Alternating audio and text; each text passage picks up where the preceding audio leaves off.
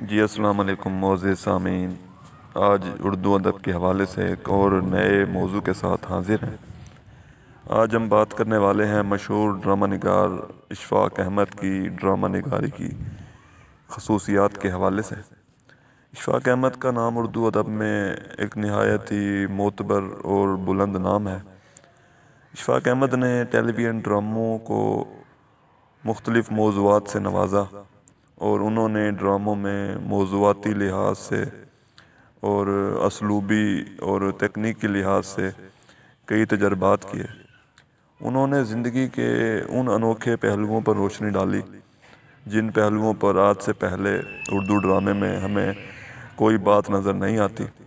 ان کے خوبصورت ترین ڈرامے ایک محبت سو ڈرامے میں ہمیں محبت اور انسانی جذبوں کے مختلف رنگ نظر آتے ہیں۔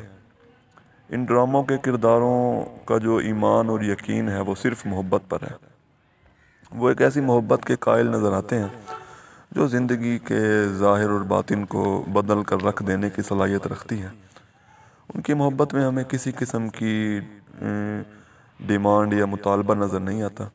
اشفاق احمد کے نزدیک جو انسان کو صوفی بنانے والی چیز ہے وہ صرف ایک محبت ہے۔ صوفی صرف کیونکہ دینا جانتا ہے، اس کے پاس صرف دینے کا ہنر ہے، اور لینا جو ہے وہ اس کی عادت اور اس کا شوق نہیں ہے۔ دراصل ان کا جو فلسفہ حیات ہے وہ محبت ہے۔ اشفاق احمد کے خیال میں محبت جو ہے وہ مذہب، جنس، عمر اور رنگ و نسل سے بہت آگے کی چیز ہے۔ اشفاق احمد کی ڈرامہ نگاری کے بارے میں کہا جاتا ہے کہ یہ کسی خاص تحریک سے وابستہ نہیں ہے، اور ایک حقیقی ڈرامہ نگار اور حقیقت پسند ڈرامہ نگار کا کمال اور وصف یہی ہے کہ وہ کسی خاص تحریک سے وابستہ نہیں ہوتا، بلکہ وہ اپنے ارد گرد کے ماحول یا کرداروں سے بہت زیادہ متاثر ہوتا ہے اور پھر اسے نہایت خوبصورت اور دلکش انداز میں اپنے مخصوص اسلوب سے قاری یا ناظر کے ذہن تک لے جاتا ہے۔ ان کا ہر ڈرامہ ہمیں کوئی نہ کوئی مقصد کا حامل نظر آتا ہے۔ اگر انہیں مقصدیت نگار ڈرامہ نگار کہا جائے تو یہ بھی غلط نہیں ہے۔ اشفاق احمد ایسے ڈرامہ نگاروں کی فہرست میں شامل ہیں جو ادب میں مقصدیت کے قائل ہیں۔ وہ ایسے ڈرامہ پسند نہیں کرتے جن کا کوئی مقصد نہ ہو۔ ان کے ڈراموں میں کوئی اخلاقی سبق ضرور ہوتا ہے، اور عام طور پر محبت کے لیے کہا جاتا ہے کہ جنس یا سیکس جو ہے اس کو ایک ناگزیر عنصر سمجھا جاتا ہے، مگر اشفاق احمد جو ہیں وہ اس چیز کے قائل نہیں ہیں۔ وہ محبت میں بے لوث محبت کرنے کے قائل ہیں۔ وہ ایسی محبت کا درس دیتے ہیں جو ہاں پہ جو ہے جسم آپس میں نہیں ملتے بلکہ روحیں آپس میں ملتی ہیں۔ ان کا ایک اقتباس ملاحظہ کیجئے: پروفیسر، میں تم کو سوچنے کی دعوت دے رہا ہوں۔ اگر آپ کسی کو بھوکا رکھیں تو وہ کچھ عرصے بعد مر جائے گا، لیکن اگر کسی پر سیکس کے دروازے بند ہوں تو وہ مرے گا نہیں، زندہ رہے گا۔ یہ ایسی بھوک نہیں ہے خواہ مخواہ ہوا بنا دیا ہے جیسے سانس نہ آ رہا ہو۔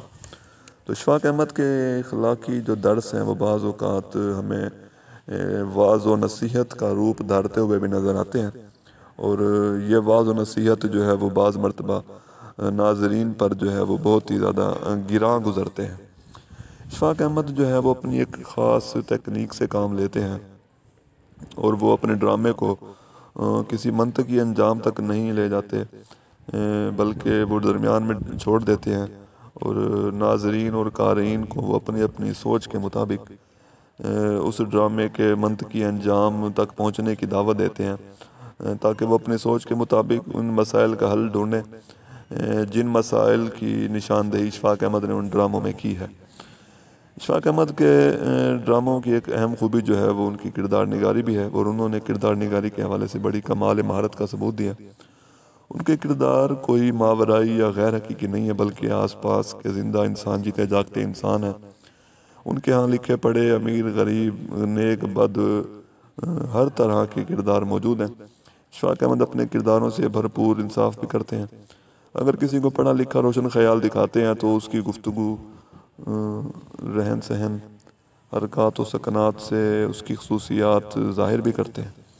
ان کے کردار جو ہے وہ اپنے طبقے کی بھرپور نمائندگی کرنے کی کوشش کرتے ہیں۔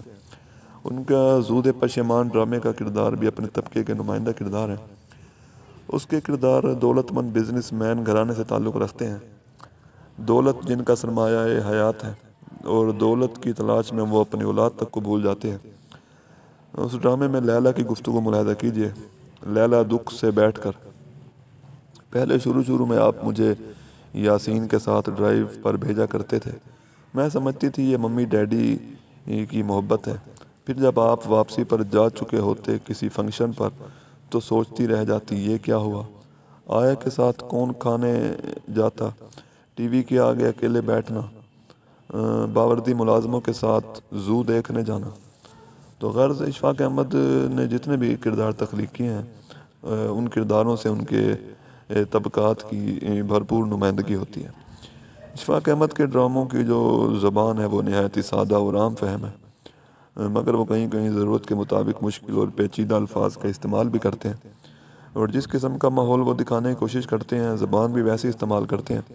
اگر ماڈرن گھرانہ دکھا رہے ہیں تو زبان شائستہ اور علمی ہوگی، اور انگریزی زبان کا استعمال بھرپور ہوگا۔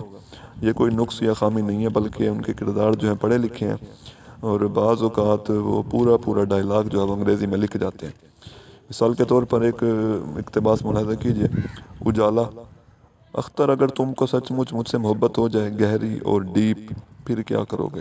اختر: ویسی محبت، نو ڈیمانڈنگ سی۔ تو اشفاق احمد کے جو مکالمے ہیں وہ نہایت ہی طویل ہیں، اور یہی ان کی ایک کمزوری بھی ہے۔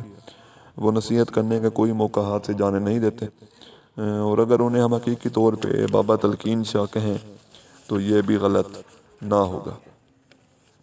تو اشفاق احمد جو ہے ان پہ ایک الزام بھی عائد کیا جاتا ہے کہ انہوں نے اپنی اردو ڈرامہ نگاری میں پنجابی الفاظ کا جان بوجھ کر اور شعوری طور پہ استعمال کیا ہے۔ اشفاق احمد ایک جگہ پہ کہتے ہیں کہ میں نے پنجابی الفاظ کا استعمال دانستہ طور پر نہیں کیا، بلکہ ایسے الفاظ جن کا بدل اردو میں موجود نہ ہو تو میں نے ایسے الفاظ کا استعمال کیا ہے۔ اشفاق احمد نے ٹی وی ڈراموں کی تکنیک کو بڑی کامیابی سے استعمال کیا ہے۔ وہ یہ پسند نہیں کرتے کہ پروڈیوسر جو ہے وہ ان کے ڈراموں میں اپنی مرضی کرے، اور اپنی مرضی سے وہ تبدیلیاں کرے اور ڈرامے کے تاثر کو بدل دے، اور جو تاثر اشفاق احمد دینا چاہتے ہیں وہ تاثر جو ہے وہ پیدا نہ ہو۔ تو اس لیے ڈراموں میں ڈیزائننگ، سیٹ لائٹننگ اور پس منظر میں جو موسیقی کا خاص خیال رکھا جاتا ہے، اور اس قسم کے تمام ہدایات جو ہے وہ ڈرامے کے آغاز میں یا کوئی نیا سین شروع ہونے سے پہلے دیے جاتے ہیں، تاکہ نہ تو پروڈیوسر کو کوئی مسئلہ اور نہ ڈراموں کا تاثر بگڑنے پائے۔ تو انہیں پروڈیوسر پر زیادہ بھروسہ کرنا پسند نہیں ہے، وہ خود ہی اپنے ڈراموں کے پروڈیوسر بھی ہیں اور ہدایت کار بھی ہیں، اس لیے ان کے ڈرامے جو ہیں وہ ہمیں ایک بھرپور تاثر کے حامل نظر آتے ہیں۔ اشفاق احمد کو اگر ان کے ہم اثر ڈرامہ نگاروں کے درمیان رکھ کر ان کا جائزہ لیا جائے تو ہمیں معلوم ہوگا کہ ان کے ڈرامے جو ہیں وہ تکنیک اور موضوع اور اسلوب کے لحاظ سے خاصے متنوع ہیں۔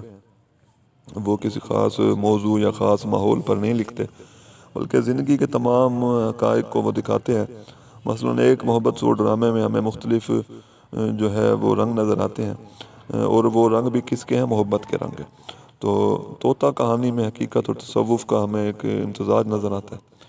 قلعہ کہانی میں کلچر کے مختلف پہلو اور تاریخی موضوعات پر روشنی ڈالی گئی ہے۔ اشفاق احمد جو ہے وہ زندگی کے روشن اور تاریک دونوں قسم کے پہلو دکھانے کی کوشش کرتے ہیں۔